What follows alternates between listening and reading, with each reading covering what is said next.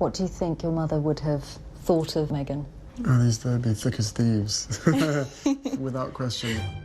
From fashion to their Hollywood connections, there's undoubtedly a lot Meghan Markle and the late Princess Diana would have bonded over, including the fact that Di was the OG royal rebel. Now we're breaking down all the ways she paved the way for her youngest son, Prince Harry, and his wife. My mother, Princess Diana, was a role model to so many, without realizing the impact she would have on so many lives.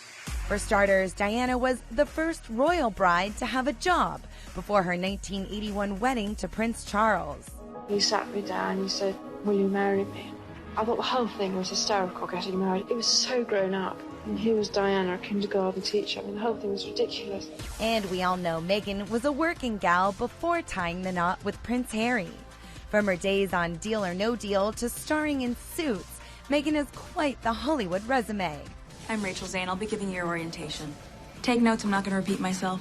Plus, Meghan has Diana to thank for being a force for change in her mother-in-law, Queen Elizabeth's life. I think that she might well be the first royal fiancée to be invited to Sandringham for Christmas. The Queen has really gone above and beyond, and she's done that very simply to make Meghan feel welcome and to keep Harry happy.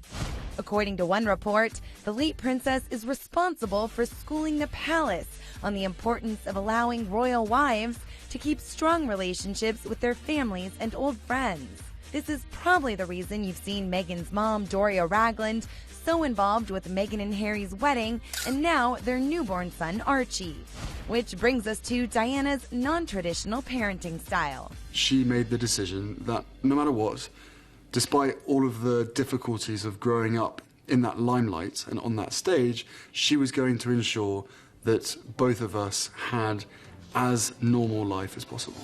Something the Duke and Duchess of Sussex have tried to mirror. The couple are determined for Archie to have as normal a life as possible. At Frogmore, they have essentially built a fortress, their sanctuary, where they're going to raise their child away from the spotlight. Archie is being raised in a very loving, relatively ordinary upbringing as far as royal childhoods are concerned. They really want him to experience an ordinary childhood.